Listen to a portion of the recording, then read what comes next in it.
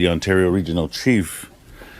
And we're here today to talk about a very important matter to our communities. I'm joined with members of our Leadership Council, members of our community as well are here in the gap, members of our youth as well. I want to acknowledge the territory in which we are on today and the important issue that we're going to be talking about this morning, and reiterating our position of our communities here in the region of Ontario. Today we're talking about Bill 5, Protecting Ontario by Unleashing Our Economy Act, which was introduced by this government over a month ago. Today I made our stance to the Standing Committee very clear that the current status of this bill and the process underway to enact this bill is not going to work for First Nations, not going to work for our communities in this region. The process and the honour that the Crown has is being failed. My colleagues here today will help demonstrate that. I want to be clear, though. Our communities in this region do not oppose development. Our communities in this region want prosperity. Our communities in this region want to create jobs and want to form partnerships with industry, with government. But these opportunities must be built upon respect. There also must be a recognition of the inherent treaty rights, the jurisdiction and obligation that our communities have to all creation, to the waters, to the lands. These are sacred teachings that we have, but also as treaty partners. I remind all Ontarians, the Government of Ontario, including the Government of Canada, is that treaties were entered into with First Nation communities, and our communities have continued to uphold their obligation under the treaty. The one who has not is government. And today we're here to talk about Bill 5 and the processes that are underway, and the overarching change of legislation that my colleagues will demonstrate will have detrimental impacts to our communities in which we represent, have detrimental impacts to prosperity, also have detrimental impacts to our relationship, and bringing about opportunity. The path that's underway now under this legislation is the wrong way. It's a path that will lead to difficult times. It's a path that will undermine the rights of our community, the stewardship that our communities have. And it's a path that we know, we have seen time and time again, when government brings about legislation that will lead to disparity, that will lead to confrontation, potential confrontation on the ground, but also will lead to the loss of opportunity. And again, I want to reiterate, we don't oppose development, but we want to bring development in a respectful way, understanding and the spirit and intent of the treaties that was signed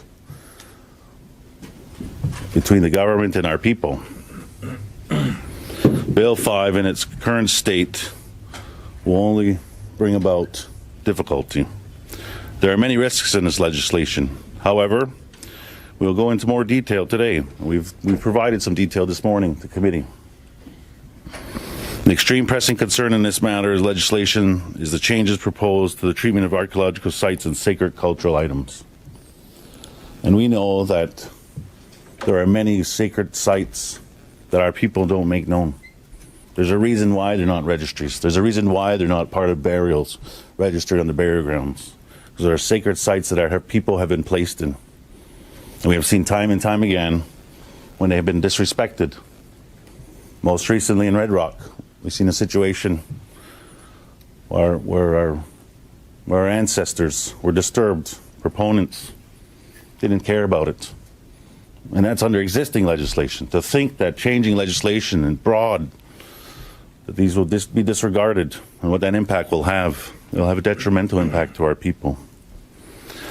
So finding archaeological and burial sites, repatriating sacred items are examples. There's a lot of good examples of how we have worked together. Our communities have worked together through processes built upon respect and processes where the proponents, where government understand First Nations positions and understand why it's important that we protect the waters, and understand why it's important that we protect the breeding grounds for our animals, the waters that are so sacred to us. Archaeological requirements is not red tape. There's a good reason for them. And to protect these sites, we must be all aware. And so Bill 5 will bring about so many changes that will make it much more difficult for our people on the ground, and will make it difficult for prosperity. It will make it difficult for our relationship to stand together and defend the jurisdiction and sovereignty of Canada as a whole. If anybody understands jurisdiction and sovereignty, it's First Nations people, the first peoples of the land, that have a sacred obligation to uphold. And today we're here to talk about that. So I'll now invite Grand Chief Fiddler to say a few words.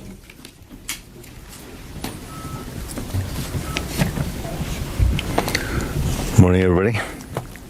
My name is Alvin Fiddler. I'm the Grand Chief for Anishinaabe Nation. We were here just a few days ago, last week. The 49 chiefs of Anishinaabe Nation, along with the Women's Council, the Youth Council, the Elders Council, met here in Toronto at one of the hotels. And before we came to Toronto, we had sent, and I had handwritten, I can write, still with a pen, to Premier Doug Ford to personally invite him to our assembly, because I knew that it was going to be an important gathering for our leadership and for our nation. But he chose not to respond. And then it was the day before I received a text message from one of his ministers asking me if they can come and crash our meeting. And that is just so inappropriate. And there are so many things that are inappropriate about the way they're going about with this piece of legislation. And our leaders, when they were here last week, along with our women leaders and our youth leaders, delivered a clear and a strong message. And they passed a motion that morning before we came here, a resolution stating their opposition, that they oppose this bill in its entirety. And we can make that resolution available to you for you to reference.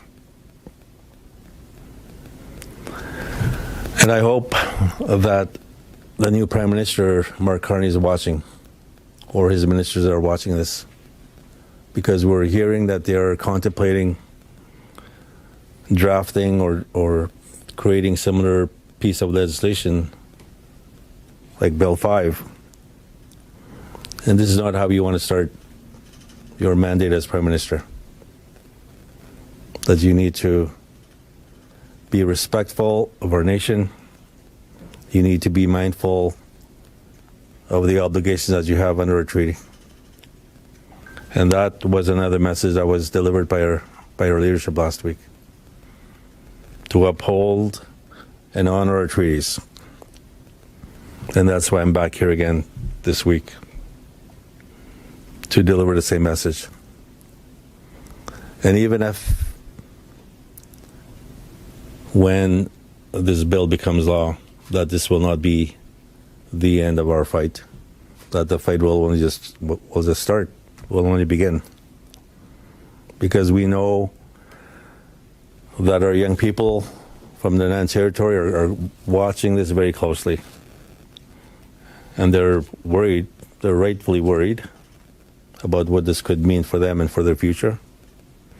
And I know that they are prepared to take action. And that is something that Doug Ford needs to be aware of. And I just want to just close off by quoting you a letter. As some of our young people have already written letters. They sent a letter to our MPP, Sol Mamako, who's here in the room with us, a grade 8 class from Pecanscum First Nation. And there's a bunch of students here with their quotes and what they said. But the last one I'll read to you. It's from a student, KQ, his initial, I think that's Quill. And he says, after reading the articles about Bill 5, it made me feel a bit concerned, and I got chills because of how it talked about nature and how the government would be putting it in danger. The environment is slowly dying because of these kinds of things that are going on around the world. It's not good for the earth, and it's messed up. In conclusion, we do not support Bill 5. And also, do not like how Doug Ford has been trying to push Bill 5 through the House. Please ask Doug Ford and the House to reconsider, because these actions are not fair and not in good faith with First Nation communities. Miigwech. Miigwech, Grand Chief Fiddler, for that. And now I think that the reflection that the youth has provided from one of the NAN communities is appropriate, that we invite our youth that we've brought today to provide some reflections.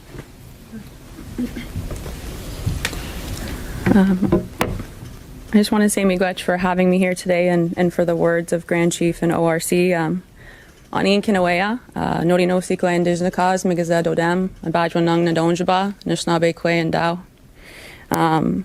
My name is Hannah Sewell, and I'm speaking today as the co-chair of the Ontario's First Nations Young People's Council, and also as a proud member of Batchewana First Nation. I'm also an older sister, I'm a hunter, I'm a fisher, and I'm a nurse. And I'm an Ojibwe woman who's proud of the roots where she comes from. I'm just as proud as the 133 First Nations in Ontario is.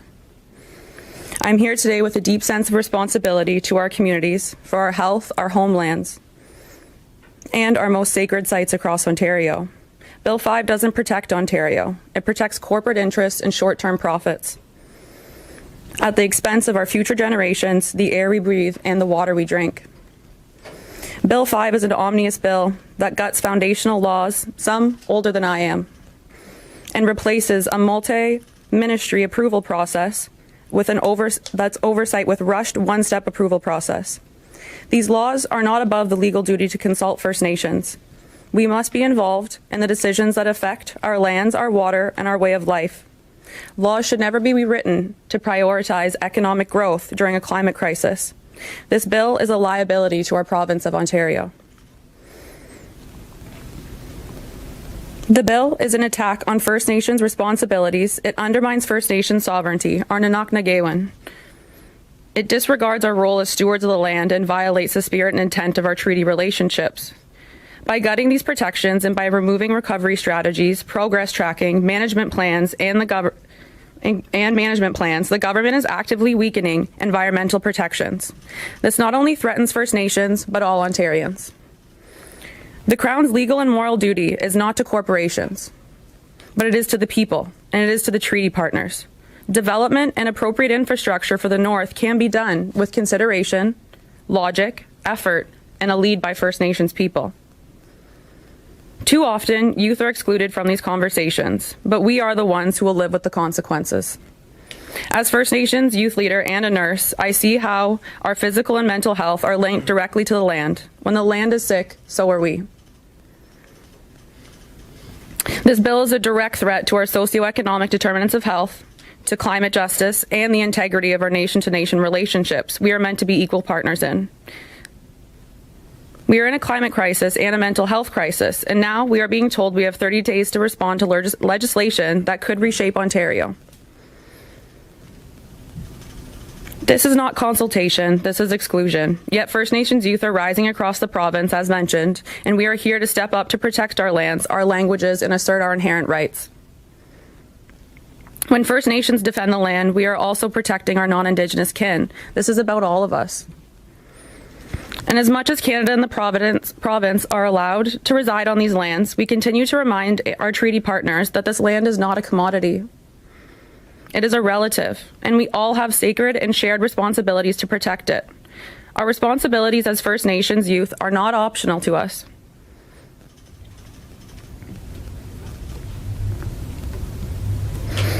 They are inherently sacred, and we are taught to think 7 generations ahead, not only just in terms of our election or an unethical and quick profit.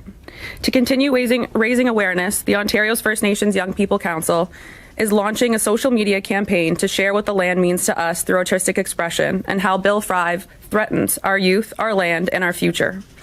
Ontario's First Nations Young People Council urge the Ontario government to listen to First Nations youth, withdraw this bill, and honor your treaty obligations.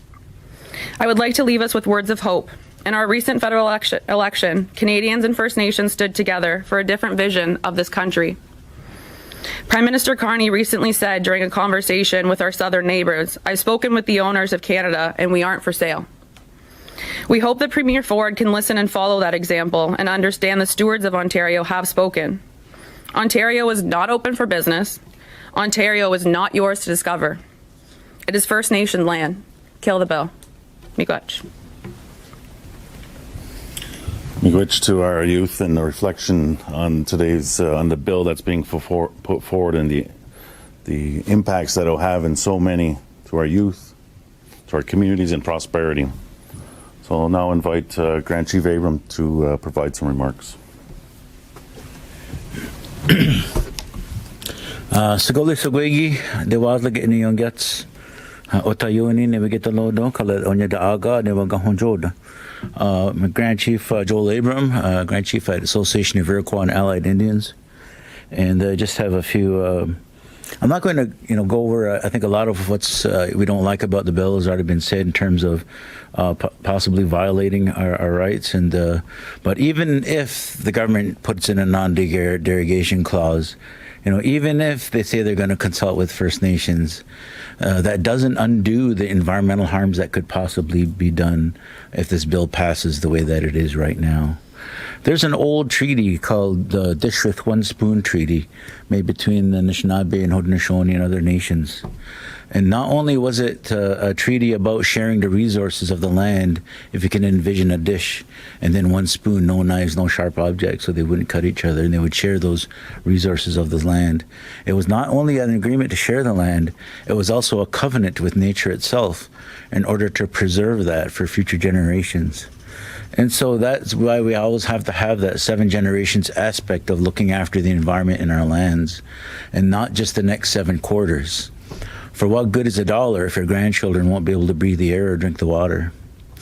And so we urge, Premier and his government to withdraw this bill, stop the environmental rollbacks, because if you're trying to copy what Americans are doing, that's a race to the bottom, not to the top, especially when it comes to our heritage, our natural heritage, which I think most Ontarians really value, besides we do too. So, I think in terms of substance, we do appreciate, and I have to acknowledge the investments that the government has made in terms of economic development. The Ministry of Indigenous Affairs was changed to IAFNR to also include First Nations economic reconciliation, and I think that's important. And if there's a goodie bag of investments, we're going to take that, but that doesn't mean we're going to sit in a corner and turn a blind eye to things when we don't think that they're right. We're still going to speak up to our rights and to the rights of the environment, and any kind of damage, we want to present those kind of things. So this bill violates the spirit of the Dish with One Spoon Treaty. It prioritizes extraction over protection. It strips away checks and balances, and it undermines the very laws and responsibilities we could carry forward from our ancestors. And again, that $3 billion loan fund in the provincial budget, if it's intended to buy silence, I'll say what many of us are thinking.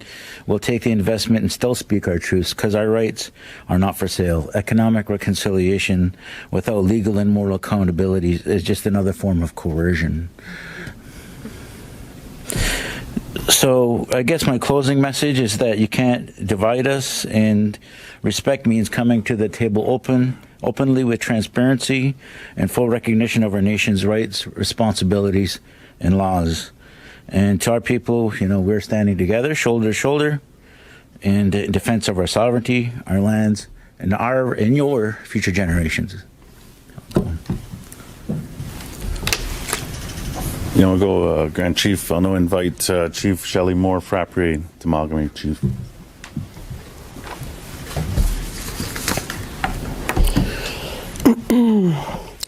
Kwekwe. I'm Shelley Moore Frappier. I'm the Chief of Temagami First Nation, which is located on Bear Island in Lake Temagami.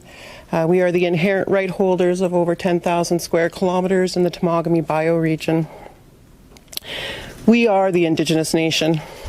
7,000 years in our homeland as a distinct people is the source of our inherent rights. Only we have those rights. This is the right recognized by the Crown in our treaties that are protected by the Constitution Act of 1982. First Nations' responsibility is to the lands. It's to the animals, it's to the waters, and all beings within our homelands. And we take this responsibility very seriously. It's real. Whether you understand and appreciate our sacred responsibility is irrelevant. It exists, and it has existed since time immemorial. It is how we have maintained our nationhood and our territorial imperatives over millennia. We are still here with our rights and sacred responsibilities intact, and we are not going anywhere. Bill 5 poses a direct threat to those sacred responsibilities. Mining is about strangers with no attachment to our lands and waters, removing pieces of our territories for economic gain. Often those profits rarely come back to the places from which they were derived. This is pure colonialism. Bill 5 aims to streamline a process which is already an impossible burden to our nations. We already face a deluge of mining and staking claims across our territories, which we simply can't keep up.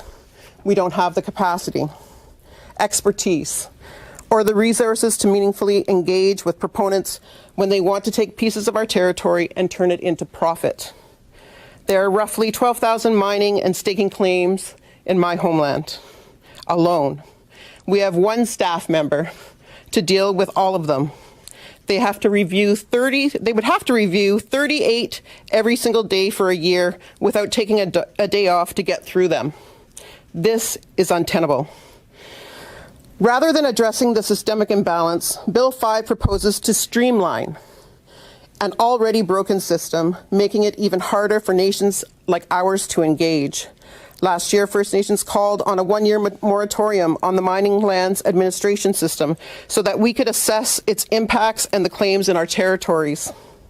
This would have protected First Nations rights and territories, but it never materialized. Now the province says it's going to protect the mining industry from China by empowering the minister to suspend the system and deny certain individuals from being able to hold mining authorizations in the province.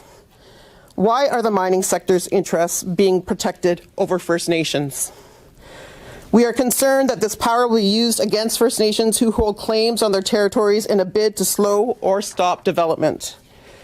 Our responsibilities to our lands and waters and all of our relatives were given to us by the Creator. Nothing gives the minister the power to quash and usurp them with the stroke of a pen.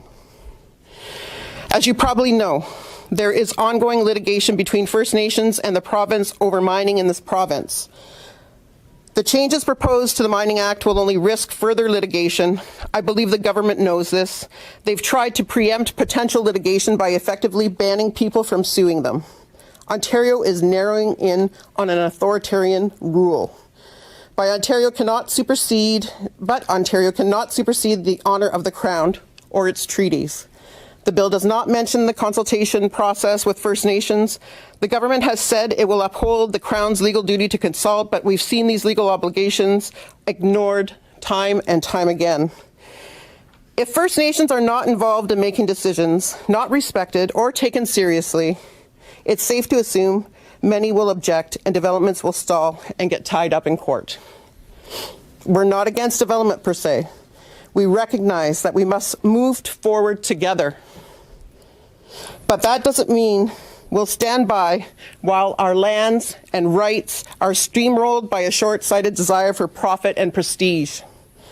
Let us not forget, Tamagami First Nation has been engaged in a legal fight for the recognition of our rights since long before Bill 5. The Bear Island case in 1991 is still unresolved in many ways. We're still waiting for justice, for recognition, and for a fair process. And now, with Bill 5, the government moves at lightning speed when it suits industry, but drags its feet when it comes to honoring its obligation to First Nations. The government says these changes will reduce litigation, but instead of addressing our concerns, it's attempting to preempt lawsuits by stripping away our rights to challenge unjust laws. That is not justice, that is betrayal of the honor of the Crown, which is supposed to guide all dealings between the government and Indigenous nations. The bill is silent on the Crown's legal duty to consult. We are told this duty will be respected, but we've been told that before. Time and again, we've seen our voices ignored, our rights sidelined, and our lands put at risk. If First Nations are not at the decision-making table, then don't be surprised when development stalls, projects are opposed, and the courts are forced to intervene. If this government is serious about prosperity, then it must also be serious about reconciliation, fiduciary responsibility, and shared decision-making. Because if they think they can legislate over us without consequence, they are about to learn what happens when a nation has nothing left to lose and everything to defend. So we are organized and we are united, and we are prepared to escalate this fight through every political, legal, and diplomatic avenue necessary. Miigwech.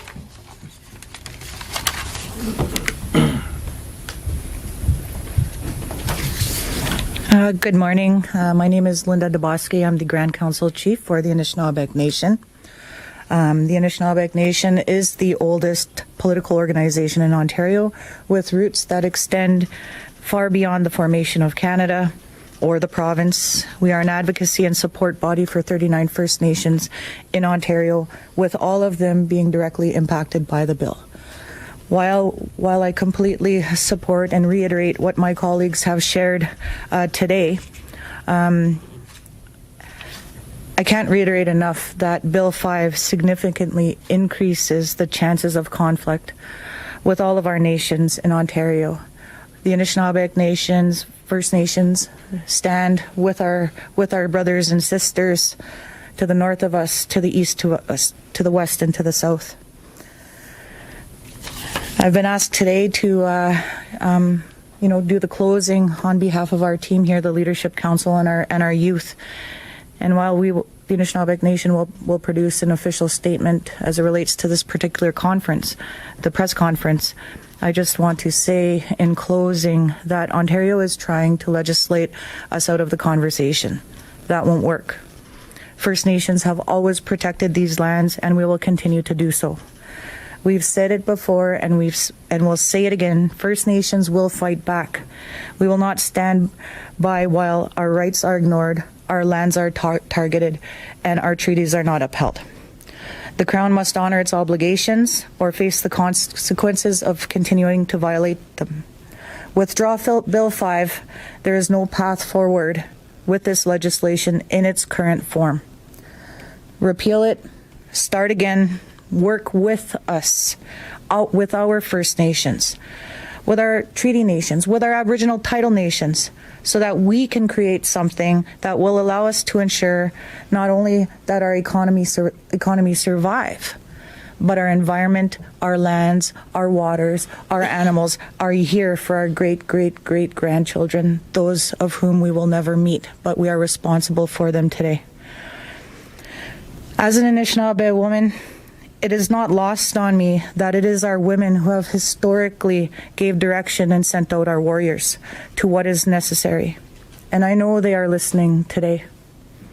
With that said, I caution the government, similar as how I've stated through testimony earlier last week and through our formal submissions, that should this bill proceed in its current form, we will be idle no more. Miigwech. Miigwech for that. Don't know, do we have some time for some questions? Actually, I have a question for Grand Chief. You mentioned hearing something about the federal government potentially pursuing a similar legislation. Is that what you've heard? Similar to the one window, one project part of this bill, or the special economic zones part of this bill, or something altogether? Yeah, I think there's been some indications already from the federal government that they're looking at a similar type of piece of legislation, and it's not surprising. You know what we've just gone through with the provincial election and then the federal election that's just happened, where Doug Ford seemed to be quite friendly with Mark Carney, and you have to believe that they came to some sort of an understanding how they plan to work together when it comes to resource development, especially in the north, especially when it comes to the Ring of Fire. And I think that's what we're going to be seeing and hearing more and more in the days ahead. Chief Benedict, the Premier this morning characterized those that oppose the bill as radical environmentalists. Could you respond to that? Well, I think that protecting all beings, the waters, the lands, sacred teachings that we have, if that's what we're classified as environmentalists, I'm not sure that we're completely radical on that, but it's more of an obligation that we have.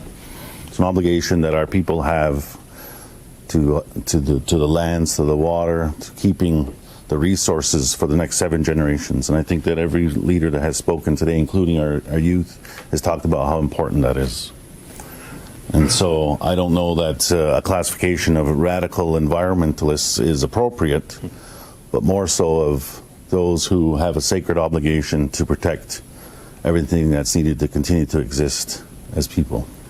I would just add to that for someone like Doug Ford, who is prepared to do away with everything, there are obligations under NDRIP, there are obligations under the treaty. To call us radical is just absurd. I would call him a radical colonizer for the way he's prepared to just run with his tractor up north and doing away with all the obligations that he and his government has. In the back here. I couldn't help but notice the sign and the echo of Doug Ford's "Canada is not for sale" sign. Is that deliberate? Could you talk a little bit about the message that you're trying to say with "Our rights are not for sale"? Oh, with the banner out front, you mean? Was I wearing something? Absolutely. This is our lands, the first people of the lands. And the lands that we have and the treaties that were signed and the understandings that were done with our people and the Crown was not forever, was not relinquishing. It was an understanding of how we'll continue to coexist. And so for, the tagline to say it's not for sale, transactions with our people were done, and it wasn't a sales transaction. And so this First Nation land is not for sale. If I could just follow up, just in these last 2 election campaigns and with the stuff going on with the U.S., there's been a lot of this general push among the governments to get projects approved faster, the whole stated purpose of Bill 5. How do you feel they are using that to try to get Bill 5 through, like the justification? Well, I think that, the disparity in communities is great. The overcrowding, not enough homes, inadequate homes, unclean drinking water. If there's anybody that understands why there's a sense of urgency, it's our people. And so to classify that, we need to, extract these resources right away, our people understand urgency. But it's how it's done in the process. And the government needs to come to the table, have respectful conversations that are built upon the honor that they have. Government doesn't choose when they should be honorable or not. By forming government, it comes with the obligations that government carries. And that's to be honorable to the relationship that they have with First Nations people. And so we want prosperity. We want jobs. We want to bring about economies to our communities. But it's sitting down at the table with the rights holder, the 133 First Nations that are in Ontario, and having those constructive conversations. Because legislating colonial legislation of how it's going to be, how government says this is going to happen, we've seen since contact. Like Rich. Could I ask you about the meeting you had with the Premier and I believe Minister Rickford? They talked on Thursday about changing the preamble. I haven't seen what the preamble has been, what they're talking about. Can you tell us about what happened at that meeting and what did you get out of it? So the Chiefs of Ontario wrote the Premier, wrote the ministers responsible about our concerns. And those concerns have been laid out in many of the testimonies today and in the testimonies that's happened in committee. And so the Chiefs of Ontario advocates for the communities in this region, but the Chiefs of Ontario is not a rights holder, nor are we a one-stop shop for consultation. And so the meeting with the Premier was about talking about how we can continue to work together as a government in the Chiefs of Ontario, but was not specifically about Bill 5. Bill 5 came up, and I reiterated our position is that consultation is to be done with the communities, not the Chiefs of Ontario, and that the current status of Bill 5, in which we've articulated here today, is unacceptable.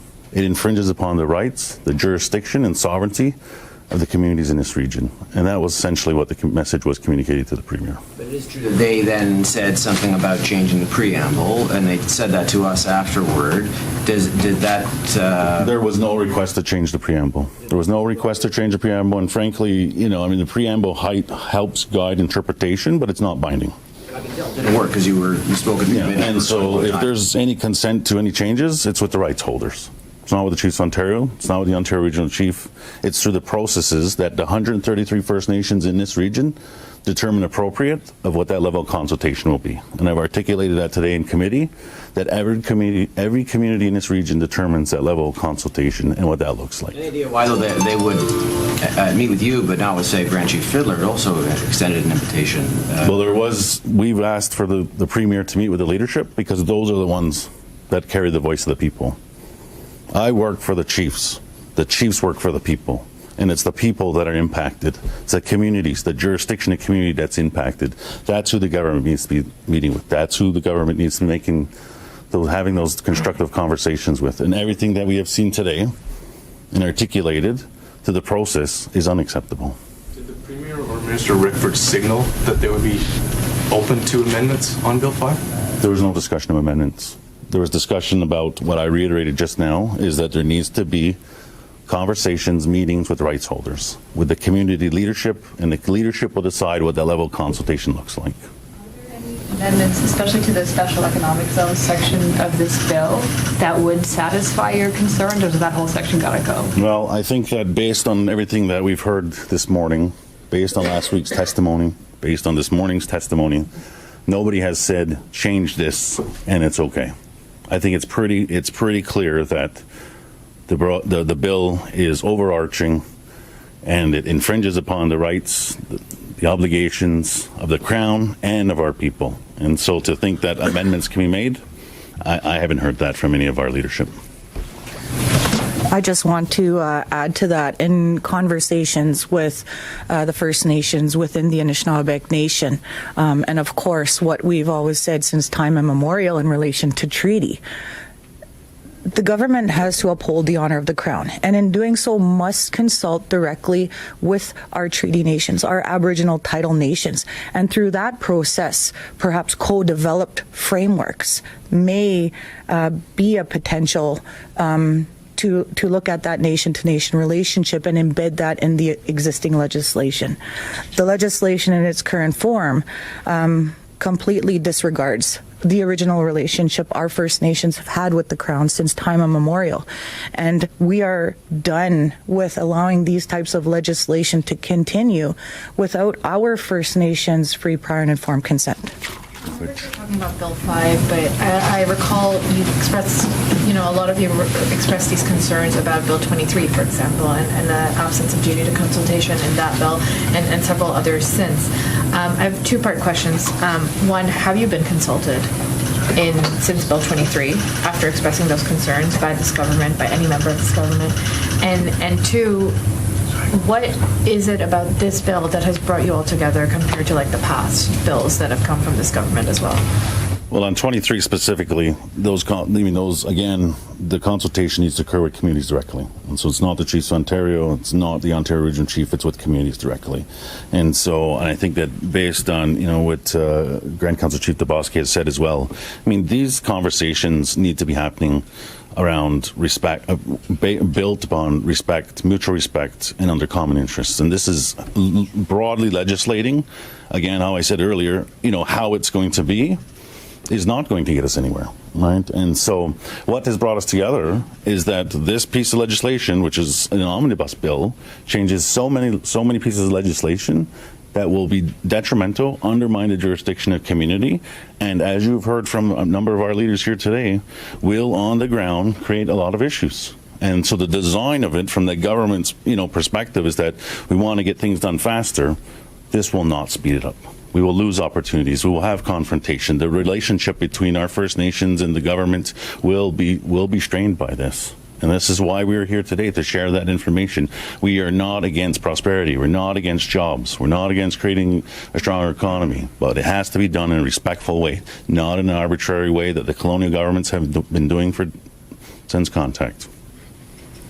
All right, ladies and gentlemen, that is all the time we have today. So thank you so very much for joining us this morning, and I appreciate all the advocacy and support that we have in the room. Miigwech.